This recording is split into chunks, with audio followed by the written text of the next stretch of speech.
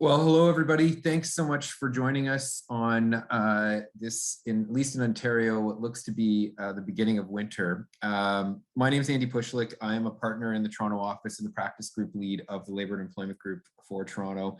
Again, we're thrilled to have so many people on the line with us today. In particular, I'm really excited to introduce to you our panelists.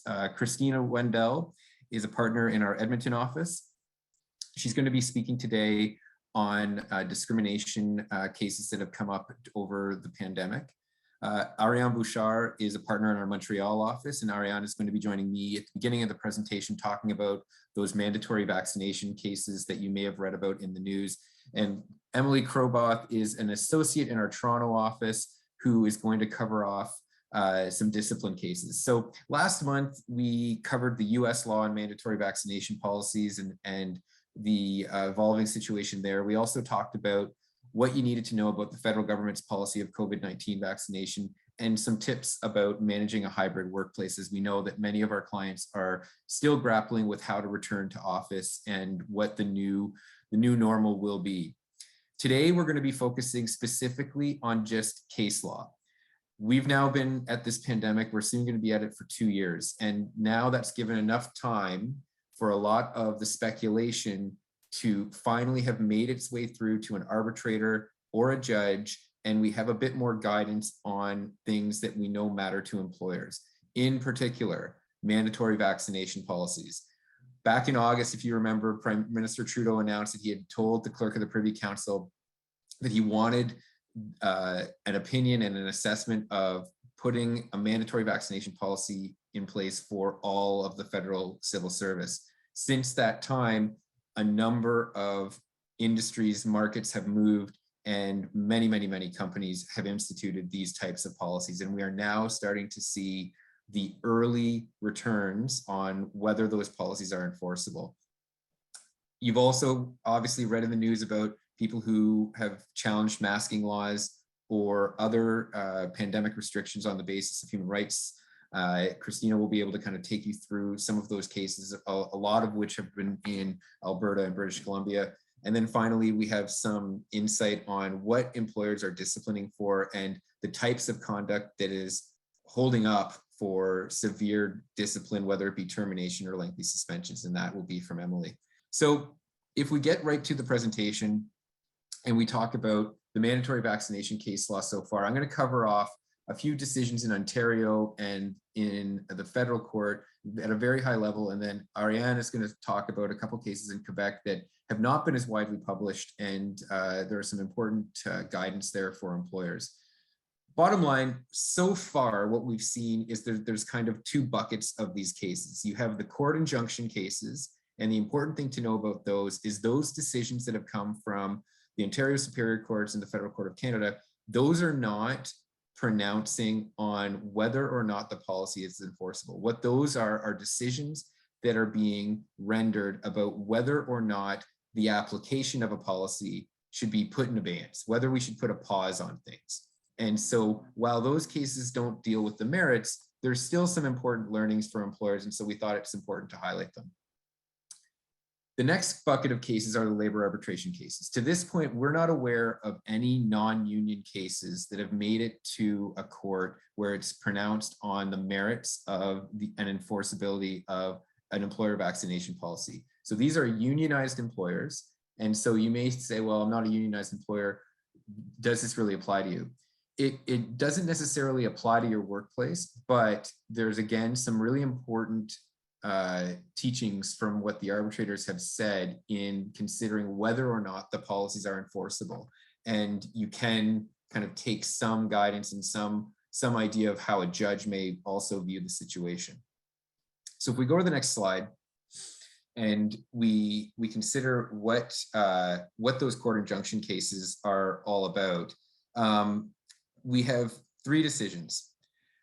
Blake and University Health Network, the Amalgamated Transit Union, Local 113 and the TTC, and the National Organized Workers Unions of Sinai Health. So it's a single decision dealing with two cases. And then there's a Federal Court of Canada decision called Beaudin in Canada. And just to give a bit of background on these cases, Each of them were brought by unions to try and put a pause on whether or not the enforcement of these vaccination policies could go forward. So in each situation, what was happening was the policies had certain deadlines in place where people had to be fully vaccinated. And then if they were not fully vaccinated, they faced consequences, whether it was going to be that they were put on an unpaid leave of absence or whether they were going to actually lose their job. And so the unions in those cases or the groups of employees had sought injunctive relief to try and put a pause on those cases. And in each of those cases, the courts declined to grant the injunctions. And if you go to the next slide, we can talk to you a little bit about what the key learnings are from those decisions.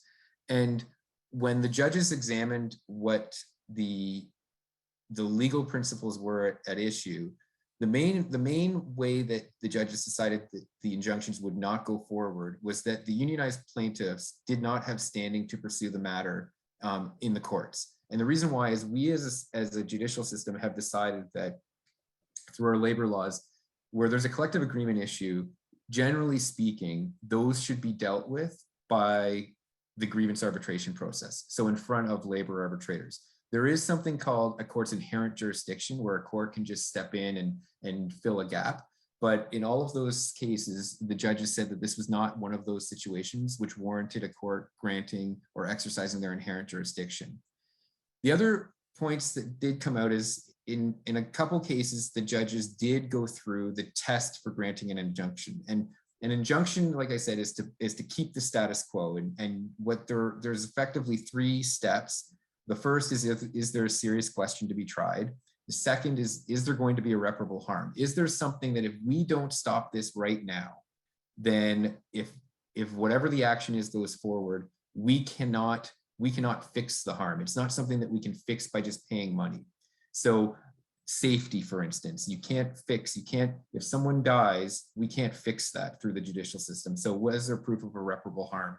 And then the last part is they look at the balance of convenience. They say, okay, well, on which side is the harm greater? Is it on the employer or is it on the union? And in these cases, when they looked at the irreparable harm, the judges kind of unpacked it and they said the irreparable harm here, none of these policies are forcing employees to get vaccinated. What they are doing is forcing employees to make a choice, which is one of the judges said, it's an unpalatable choice for certain people. They either have to get vaccinated to keep their job and keep an income, or they can decide not to get vaccinated and they may lose their income.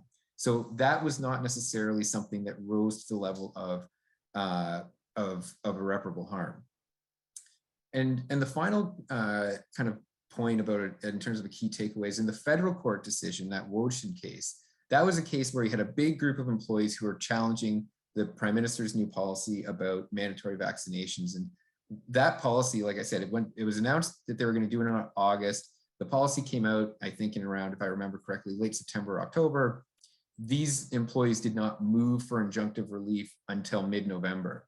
And what the judge said in that case is that if you're seeking an injunction, you need to move quickly. And because they didn't move quickly, part of the reasons for dismissing the injunction was that the delay, they said, was fatal. So again, nothing on the enforceability of these cases or these policies, but some interesting learnings in terms of what can happen if you're faced with a group of employees who try to bring an injunction to stop the policy from being implemented or from taking effect. That brings us to the next slide in the labor arbitration cases. And like I said, we have an article now that's live on our website. We will be ensuring that it's part of the post-event email. And if you want to make sure that you get it today, just reach out to either myself or any of the Denton's lawyers that you regularly work with. 3 different arbitration decisions, 3 somewhat different results.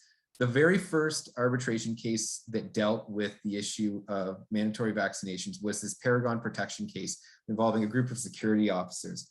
That case, the headliner is the policy was enforced and it was deemed to be reasonable by the labor arbitrator. Really key nuance in this case is that this group of employees actually had a collective agreement which provided for a vaccination clause that said, if you are going to a client site and the client requires vaccinations, you need to have the vaccination. So very, very prescient for this company to have had that in place. And so because of that clause, the arbitrator had no issue saying that this was a reasonable exercise of management rights. The Electrical Safety Authority was a second decision that was released later on that same week. So it was the week of November 11th. And in that case, the arbitrator actually said that the policy was not enforceable. And the reason why that the arbitrator said the policy was not enforceable was that he looked at the workplace and said, look, the vast majority of people here are vaccinated. There's been no outbreak. Everybody's, for all intents and purposes, the most amount of employees are working from home. You had a policy in place earlier, Electrical Safety Authority, that allowed for testing. So I don't think you actually needed to change this policy. Very, very fact specific, but the arbitrator also left the door open to say this pandemic is unpredictable, and what may not be reasonable now may actually be reasonable later, depending on how the pandemic progresses. And the final case is an Ontario Power Generation case, again, with the Power Workers Union. There were a few specific issues, and the key takeaways here were that the arbitrator ruled that the policy was enforceable, said that it was okay to be testing unvaccinated employees. And in this case, went as far, because the policy had a bit of a nuance that said if you didn't get vaccinated, they would put you on a leave of absence to have a cooling off period. And then after a certain period of time, if you still weren't vaccinated, they would fire you for cause. And the arbitrator in that case said, that is likely a reasonable outcome. So depending on the facts, you could have situations where employees could be dismissed for cause because they have not complied with the mandatory vaccination policy. So if you look at the key takeaways then from these labor arbitration decisions, you can see that context is really, really important. The specific facts of the workplace are going to be critical to you proving whether or not it was a reasonable exercise of management rights to implement this type of a policy. The other point, as I said earlier, if you have the right policy in place for your workplace and people don't comply, there's going to be a basis for discipline, and in some cases, even discharge. And so you can see that, again, we're really early days. We have just a handful of these cases, but on the whole, I think it's good news for employers. And I think that you wake up today and you read in the news that there's now a new variant in South Africa, which we're going to have to obviously learn more about. The precautionary principle from our health and safety legislation in terms of taking all reasonable steps to ensure a safe workplace is still going to be a critical part of your argument, because you are going to try and link the fact that having a mandatory vaccination policy is important and necessary for you to discharge your obligations under whatever health and safety legislation that your workplace is subject to. So with the last portion of this first part of the presentation, I'm going to turn it over to my colleague, Ariane Bouchard, and she's going to talk to you about the cases that are coming out of Quebec. Thank you very much, Andy. So this was very interesting what you said, and as you will be able to see in the next few minutes, I think that the case law in Quebec is very similar to the principles that Andy just explained. In Quebec, we only have two decisions basically that deals with a mandatory vaccination policy so far, one arbitration case and one safeguard order, so the equivalent of the injunction. I'm gonna first discuss about the arbitration case, and then I'm gonna discuss about the safeguard order. What Andy mentioned with respect to the fact that the safeguard order does not discuss about the merits of the case, but still provide interesting feedback to employers about what they can expect if a group of employees avenue also apply to Quebec. So the first case is Union des employés de services contre services ménagérois. Basically, that was a declaratory grievance. This was rendered at the joint request of a group of employers and the union representing the employee of these employers. All the employers were in the janitorial maintenance sector. Employers themselves were not requiring proof of vaccination as a condition of employment to work within their companies. However, some of their clients require that the employer certify in writing that all of their building maintenance employees were vaccinated to be assigned to their contract. The employee clients were obviously not covered by the collective agreement and did not take part in any way in the arbitration process. And finally, both parties, so the unions and the union and the employers, recognize that an employer failure to comply with the client requirement was likely to result in the termination of the contract between the employer and the client, and obviously, incidentally, in the termination of such the layoff of these employees. Next slide, please. So the issues in dispute in that case was mainly, does the fact that an employer requires its employee to disclose their vaccination status infringe on their right to privacy, which is included in the Charter of Human Rights and Freedom, so what we call the Quebec Charter. The second issues in dispute was what were the applicable mechanisms of the collective agreement with respect to the individual who would need to be reallocated to another contract because of their refusal to provide their vaccination status, while the client for who they were working was making such requirement. However, I'm not going to discuss that today because this was very specific to their collective agreement, but if you are interested, that can be interesting to go see that. The arbitrator was really clear that this case was not about whether an employer, the fact that an employer required as a condition of employment that an employee be vaccinated violate the employee's right to integrity and or may constitute a just cause for dismissal. Importantly, in that case, the employer were not making these requirements themselves. It was really for some of their clients only. Next slide, please. So the first part of the decision, the arbitrator first come to the conclusion that the fact that an employer required an employee to disclose their vaccination status is an infringement of the Section 5 of the Quebec Charter, which protect their right to privacy. He discussed the fact that a person's vaccination status is considered to be confidential or personal information. It's related to their health status and it's very part of one's private life. The employers tried to argue a bit that it was not so confidential and so personal information because vaccination were done like in large and open center where basically you could be seen by other people, and that would reveal your vaccination status. They also argued that a lot of people voluntarily disclose on social networks, for example, or in a lot of other ways their vaccinations. But the arbitrator told that this was not this does not diminish or negate the private nature of the information. However, he also took into consideration the fact that in some other sector, some other area of the case law, for example, jury selection, courts already recognize that it's not an important invasion of privacy to request to know someone's vaccination status. Next slide, please. So the second step in Quebec, there's a provision in the Quebec Charter that says that basically in exercising the fundamental freedoms and rights, a person shall maintain a proper regard for democratic value, laicity, public order, and well-being of the citizen. The first paragraph of section 9.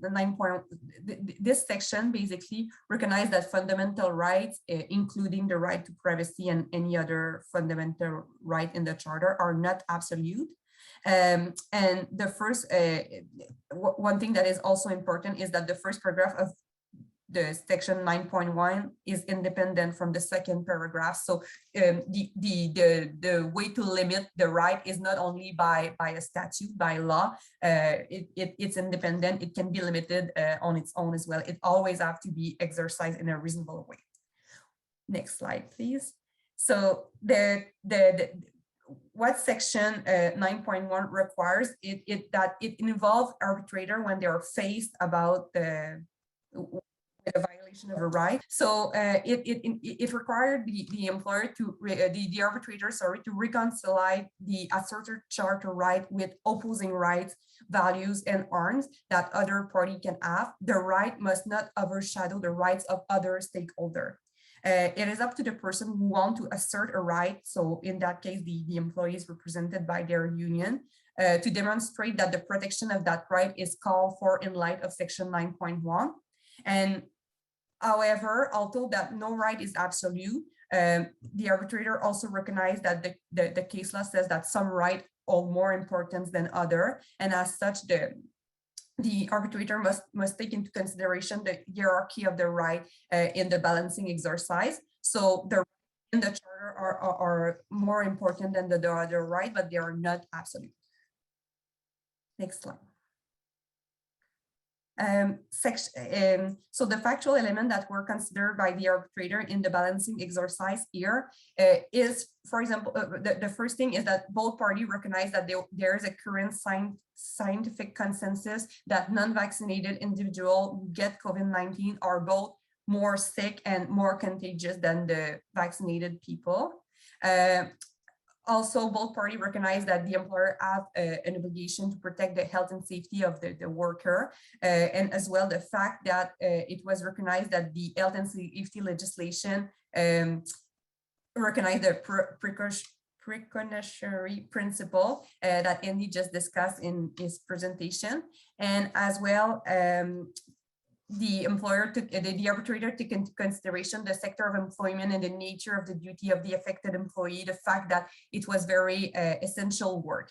So the conclusion of the arbitrator was that the infringement of the employee privacy is inconsequential compared to the major inconvenience recognized by the current scientific finding resulting from the presence of unvaccinated individual in the workplace. So the conclusion for that is that employers were authorized to collect the information on the vaccination status of their employee. It is complying with Section 9.1 of the Charter. Next slide. However, the arbitrator provide a couple of guidance about the framework about how the collection should be done, and this is interesting for all employers, I think. So first, employer can only require employee assigned to a contract where there's a vaccination requirement to provide their vaccination status. The employer wanted to collect that for all employees because they say if we need to assign somebody to a contract at some point, we want to have that information, but the arbitrators say no, it must be limited to the one for who you really need the information provided to a specific client. The second thing that the arbitrator said is that the nature of the information that may be requested is really limited to are you adequately protected? As per the government definition, the employer, for example, does not need to know like the number of those when the employee received that, like it really needs to just confirm their vaccination status. As well, the collection should be done by the Human Resource Department and not by the employee supervisor to provide greater protection. The information about the employee vaccination status can be retained by employer as long as the requirement remains relevant. So they do not need to destroy that after a certain point of time, as long as the requirement will remain in force. And finally, the information about the employee vaccination status should not be shared with other parties, including the clients. The only information that should be shared with the client is like a written statement by the employer that all their employees assigned to the contract are vaccinated. Thank you. Next slide. So the next case that I'm going to discuss really quickly is Lachance contre Procureur général du Québec. In that case, the plaintiffs were a group of healthcare professionals, and they filed an application for a stay of proceeding in the context of a judicial review of the legality of the executive order of the government that required the mandatory vaccination for healthcare workers. As you may or may not know, the government finally decided to forego that requirement, but that it was not done at the time. The government has announced that they would do it, but they had not done it yet. And the court decided to issue a ruling on the stay despite that situation, so it could provide guidance to parties and as well like the general public. Next slide. So like I meant, in that case, in Quebec, there's a public health emergency that is enforced since March 2021. The Public Health Act authorized the government during such public health emergency to order any measure that is necessary to protect the health of the population. Based on that, in September, the government issued an order providing that all healthcare workers would have to be adequately protected in order to continue to perform their duty. And secondly, that they would need to submit proof of their vaccination status to the employer. And the decree was also providing that worker who would fail to satisfy this requirement would be suspended without pay until the end of the public health emergency. In Quebec, adequately protected, just for your information, mean that you are either doubly vaccinated or that you have been infected with COVID-19, like within the last 6 months. In addition, people who have a medical contraindication to vaccination are also considered adequately protected, even if they are not vaccinated. And I wanted to note that the arbitrator was the judge, sorry, in that case was really clear that this case does not deal with the employee that have grounds protected by the charter not to be vaccinated, so like medical or religious. It does not deal with that. So basically, the stay was in the context was accessory to a judicial review. The issue raised by the judicial review where does the legislative framework allow the government to adopt the measures set out in the order, and as well does the order and the public health respect the fundamental rights of the applicant and member of the public under the Canadian Charter and Quebec Charter. At the level of the state, the only issue was should the application of the order be suspended until the court decide the merits of the application for judicial review, and as well could the applicant really focus on could the implementation of the order during the legal proceeding would jeopardize the Quebec healthcare system that is already fragile in their opinion, and I think it's a fact. So next slide, please. The evidence of the applicant was basically that applicants were all healthcare workers not vaccinated, and they refused to be vaccinated, but they were all willing to be tested regularly. The applicant also involved the reason to not to be vaccinated was their inviolability of their person and their rights to earn a living. Despite that, they did not provide a specific reason for their refusal to be vaccinated, and they actually argued that they do not need to provide such reason for the refusal. And they also testified that the state of the healthcare system is very degenerating, that the resources in this sector are precarious, and that the application of the order would pose a serious risk to the health of the population. So I'm not going to go over that again, but the criteria for the to order a stay application are the same that Andy discussed. So appearance of right, prejudice, serious or irreparable harm, and the balance of convenience, and as well emergency. So in that case, with respect to the first the first criteria, urgency, the court considered that this criteria was met. The fact that the decree would enter in force as of November 15, 2021, meet the criteria. On the criteria of the appearance of right, the judge also found that the applicant raised several serious questions, and that the question raised at the level of the stay was also serious, and that the plaintiff also had interest to act as plaintiff in that case. However, the judge found that the two last criteria, so the serious or irreparable harm, is not met.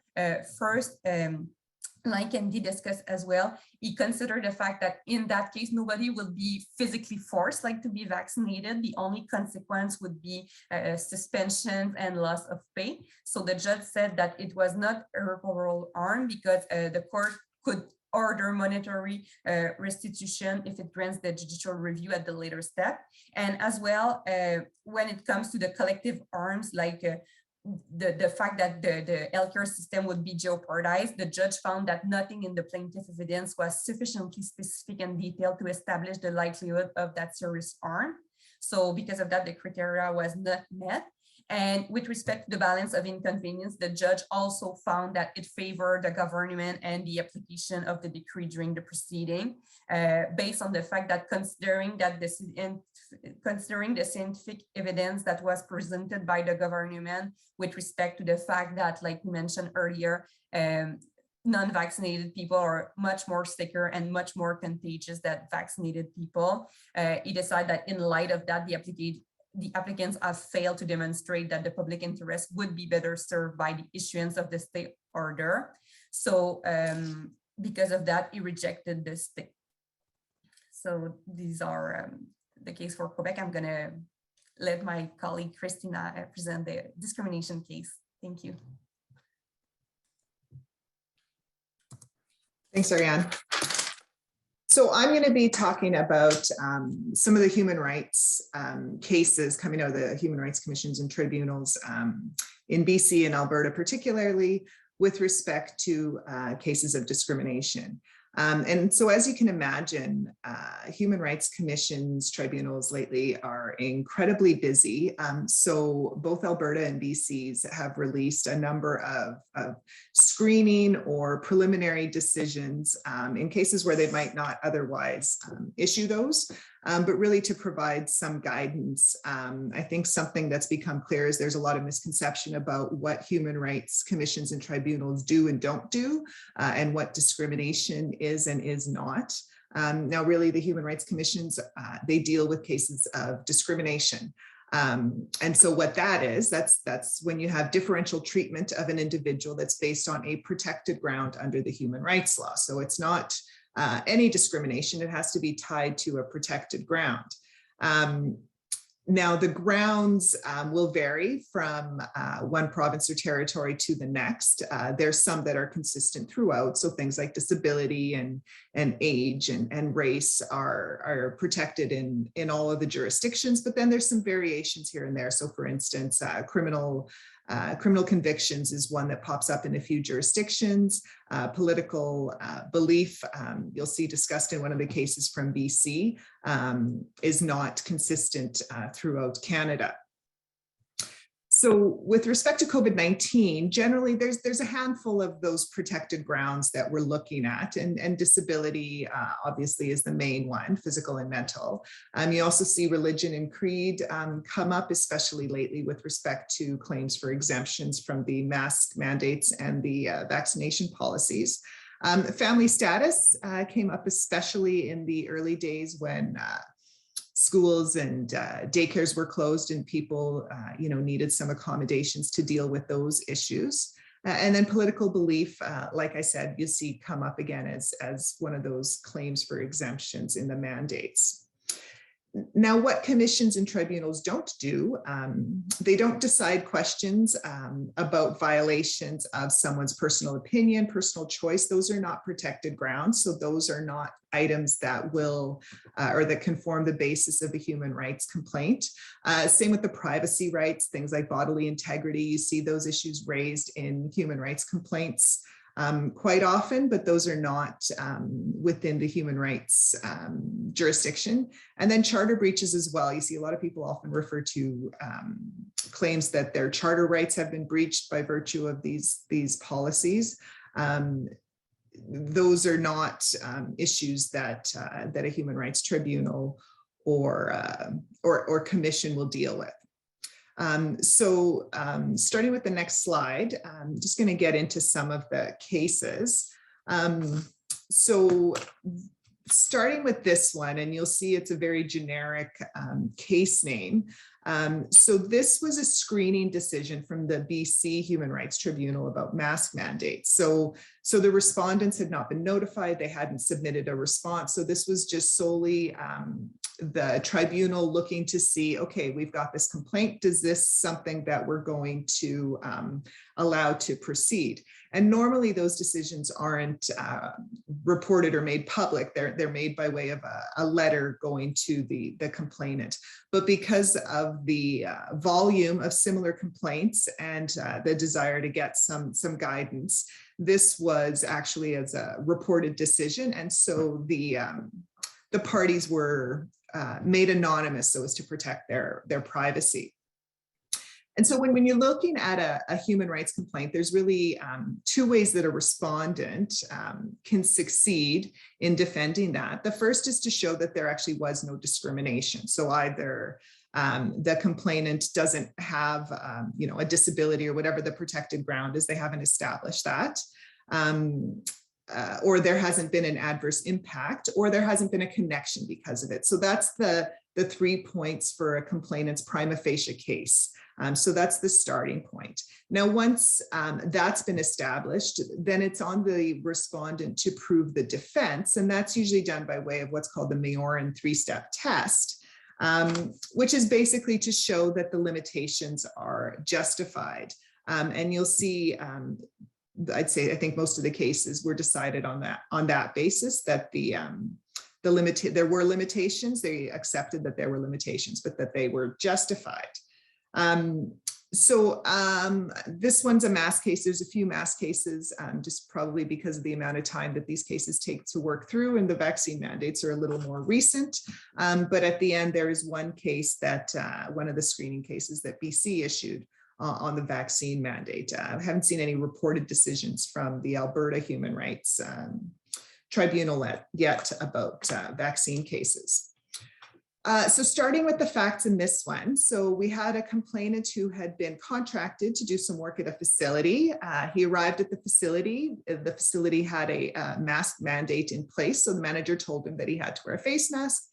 He refused to do so and cited a religious creed as the reason why he couldn't do so. The manager refused to let him enter, and then he was ultimately sent a letter where his contract was terminated, with the reason being that he refused to wear a mask. So he files a human rights complaint, or several complaints, against a number of the managers, and the allegation was that they had discriminated against him on the basis of his religion. The issue for the screening decision then was whether there was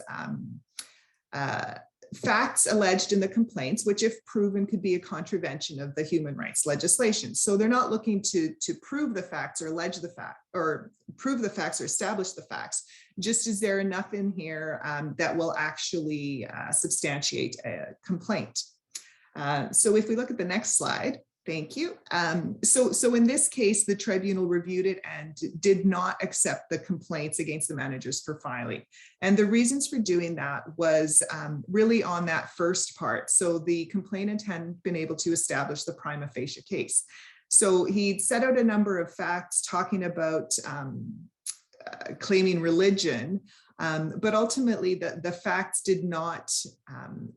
could not prove or establish that his objection was actually grounded in a sincerely held religious belief.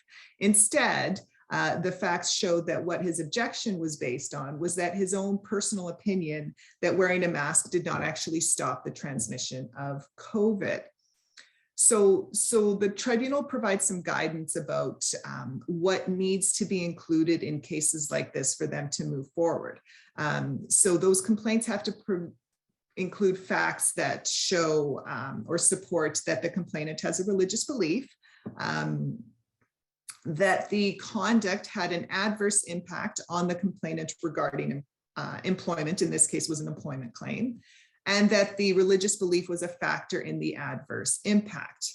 And now, there's a lot of discussion about what's going to constitute a valid religious exemption and what sort of proof will need to be provided. This was a screening decision, so there's not a lot of discussion on that. They're not really weighing any evidence or anything. They're just looking at, is there enough here in the complaint that can support it to move forward? And if we go to the next slide.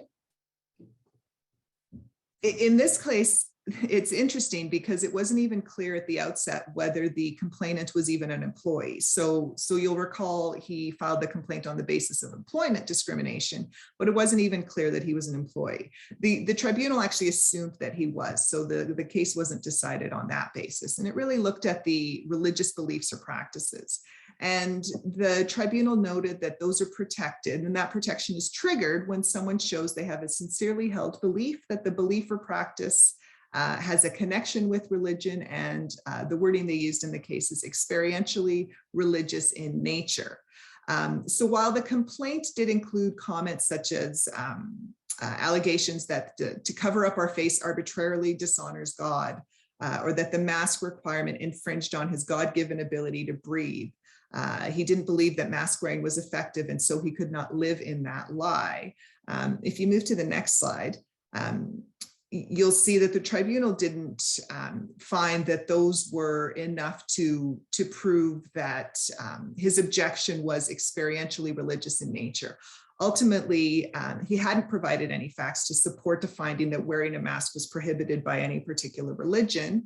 The essence of his complaints was really his own disagreement with the reasons for the mask requirement, and that was a personal belief, which was not something that was protected from discrimination.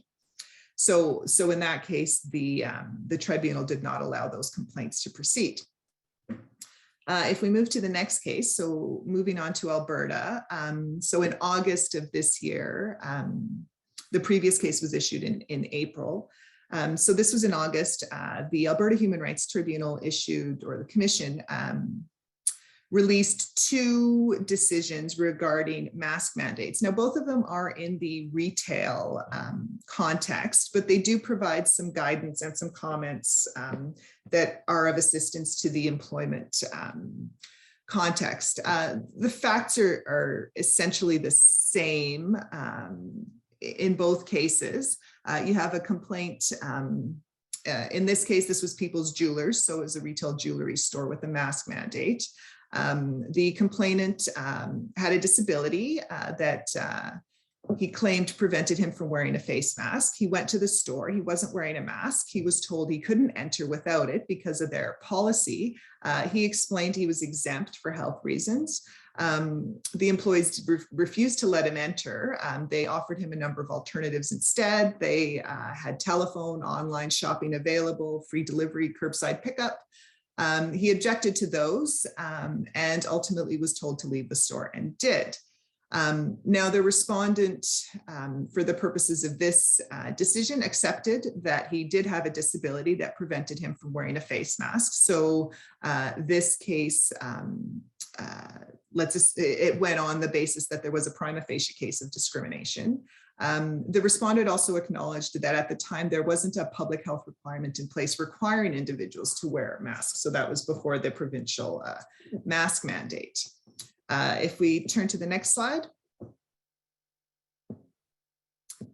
So the process in Alberta is a little different from the screening decisions in BC. So here it first went to the director who dismissed the complaint on the basis the store's policy was justified. There was alternatives for those who couldn't wear a face mask. So the complainant then filed a request for review of the director's decision, and that goes to the chief of the commission and tribunals. The question there, similar to the screening, is whether there's a reasonable basis in the evidence to proceed to a hearing. It's a very low threshold. Next slide, please.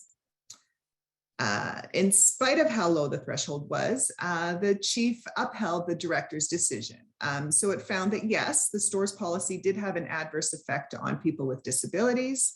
The fact that public health officials didn't have their own mask mandate didn't determine the question. It didn't prohibit businesses from implementing their own. So this is the 3-part test here on the 3rd bullet. So the policy was developed and introduced for a valid and legitimate business purpose. It was in good faith, and there were no alternatives available that would not result in undue hardship. The chief noted that the human rights law requires a balancing. The respondent had a comprehensive, scientifically based policy, and there was no evidence to support the complainant's claim that the mask mandate was not necessary. And on the next slide. So this is the Zales case. So similar to the People's Jewelers case, again, in retail store. And so the discrimination is alleged in goods, services, and accommodation, physical disability. Same thing, the complainant here goes to the store. He identifies as having a disability that prevents him from wearing a face mask. He was told he couldn't go in.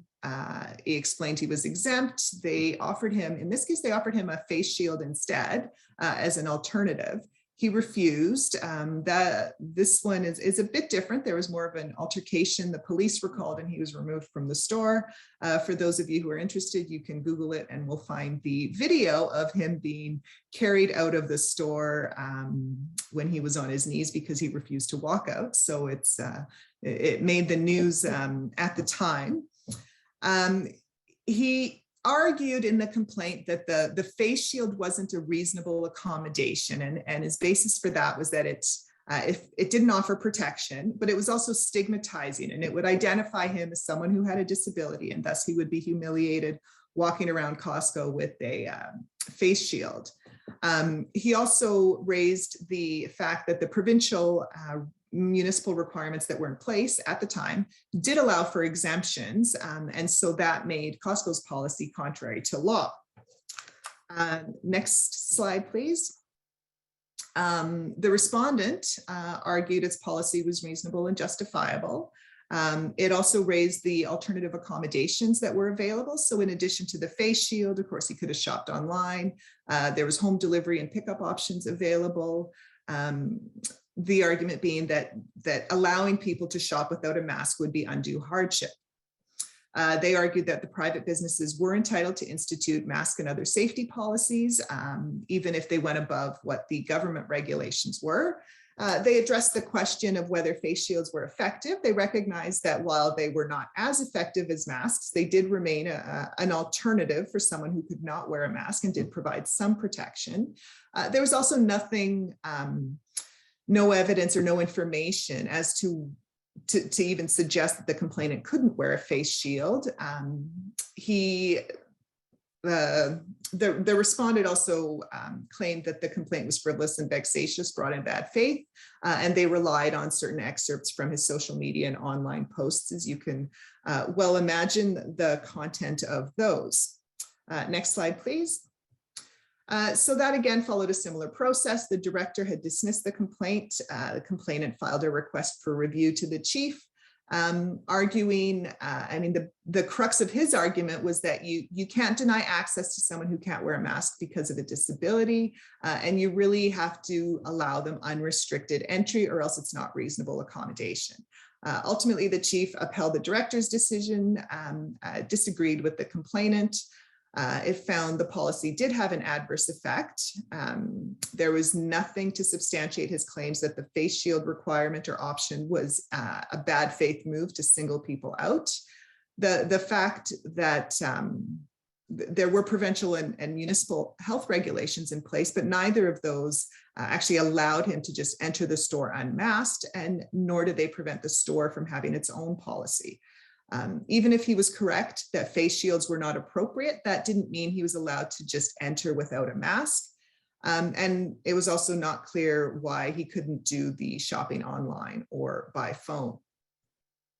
On to the next slide. So a similar one from BC, Quaylen Lululemon. This was a more recent one, just released earlier this month. The same issue. I see we're tight on time, so I'll just skip through, but same thing. She goes in without a face mask and is told to leave. If we could move to the next slide. In this case, the respondent actually applied to dismiss the claim. The tribunal granted it. The key point that I think this one is very useful for is the point that just on the last few bullets there, it was reasonably certain that the respondent would establish it had discharged its duty to accommodate. So the fact that someone has established that they have a disability and have sustained an adverse impact does not entitle them to simply do what they please. And so I like the quote from that decision there. The complainant was not allowed to disregard the mask mandate or enjoy unfettered maskless physical access to the store. The respondent had to provide reasonable accommodation to the point of undue hardship, but not perfect accommodation. And so that is, I think, a very key point and is one that will be useful for the employment context as well. The last case here is the one on the next slide that does deal with the vaccine mandate. It's a fairly limited use, however. Again, it was a screening decision. In this one, the complainant filed a complaint on behalf of a group of people who were opposed to being forced to be vaccinated.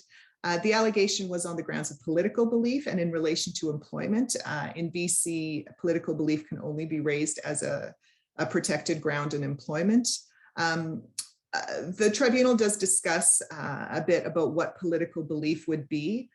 In this case, it wasn't really clear that it was a political belief, but they accepted that it could potentially be. And so where this case fell really is on the basis that the complainant hadn't identified how this actually affected her employment. There was no link. She wasn't an employee who had been subjected to a vaccine mandate, and so it couldn't establish a breach. So it's of some use, but fairly limited in terms of moving forward. So really the takeaway from these is that there is some guidance in the human rights commissions, but they will depend on the facts. So these cases, you can expect to see them coming through. And with that, I will turn it over to Emily to talk about discipline. Hello, everyone. As Christina just said, I'll now be taking you through some examples of discipline cases for COVID-19 related misconduct.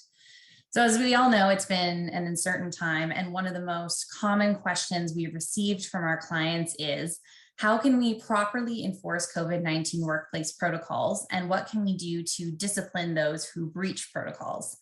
So the following cases are a demonstration of how employers have successfully disciplined their employees in the event of a breach of COVID-19 protocols, and also what kind of behavior is culpable in the context of the COVID-19 pandemic. So the first case I'll be discussing today is Laborers International Union of North America and Acon Industrial. So the griever in this case was terminated for reporting to work before being cleared to return by his employer's company nurse. A few days prior to his termination, the griever informed his employer that he was experiencing symptoms of COVID-19, and he was explicitly told by his employer not to report to work until he was contacted by the company nurse. The circumstances that gave rise to this grievance occurred in April of 2020, so only a few weeks into the start of the COVID-19 pandemic in North America. On April 9th, the griever reported COVID-19 symptoms to his employer, who then instructed him not to come to work and to expect a call from the nurse. The griever began to feel better that day and contacted his employer twice more at 10 a.m. and 12 p.m. Both times, the griever was once again told not to come into work and to await a call from the nurse. The griever's next scheduled shift was on April 14th, and despite not having heard from the company nurse, he reported into work anyway. Just moving to the next slide. The griever completed the employer's COVID-19 symptom screening questionnaire and did not report any symptoms, although he was experiencing a runny nose at the time. Once the griever's supervisor saw him at the morning meeting and the supervisor determined that the griever had not been cleared by the company nurse to return to work, the griever was sent home to isolate and was subsequently terminated. As you can see on the next slide, the grievance was ultimately dismissed and the termination was upheld. The griever submitted at arbitration that he was afraid he would be disciplined if he did not show up for work. However, the arbitrator upheld the termination, noting in particular that the griever's behavior was deliberate and unacceptable. He placed his colleagues at risk, and his attitude towards COVID-19 safety risks in general was cavalier. The arbitrator considered a number of factors, as you can see, in making his decision, and found that the griever's actions were deliberate and a total failure to follow instructions. He put his personal interest in returning to work before the risks he posed to his coworkers. He had a significant past disciplinary record, which included unauthorized naps in a cargo container. And the griever's attitude toward COVID safety risks was deliberate and cavalier. Ultimately, what this case boiled down to was that the griever could not be trusted to avoid engaging in unsafe conduct in the future, and as a result, the termination was upheld. Moving to our next case, which is Ryam Inc. Forest Products Group and United Steelworkers. The griever in this case was given a 3-month suspension for his behavior during an argument with a supervisor. The griever asked the supervisor for a box of masks, which the supervisor refused to give him, given he was not authorized to distribute boxes of masks. In response, the griever raised his voice, used derogatory language, stepped towards the supervisor, removed his mask, and pretended to spit at the supervisor and loudly threatened to give him COVID. The supervisor luckily did not get COVID-19 from this interaction, and there was no evidence to suggest that the griever had COVID-19 at the time or ever. Moving to the next slide, the arbitrator ultimately decided to substitute the 3-month suspension for a 2-month suspension, using his discretion to do so. The arbitrator considered the threat to give the supervisor COVID-19 in the context of the pandemic, which of course has led to the death and serious illness of many people, and determined that the griever's behavior was a violation of the Workplace Violence and Harassment Policy, as well as the Occupational Health and Safety Act. However, the suspension was reduced because the griever was willing to apologize. He was a long service employee, and he did not have any disciplinary history. The arbitrator concluded that, but for the griever's long service and willingness to apologize, he would not have varied the length of the suspension. Moving on to our third and final case, Garda Security Screening Inc. and IAM District 140. The griever in this case worked out of Pearson Airport. On March 27th of 2020, the griever's employer communicated the guidelines of the Public Health Agency of Canada with regard to COVID-19 to all of its employees. Those guidelines included an isolation requirement, which required employees to isolate while waiting for the results of a COVID-19 test. The griever was advised by her doctor to get a COVID-19 test after reporting sinus symptoms and received one on April 6th.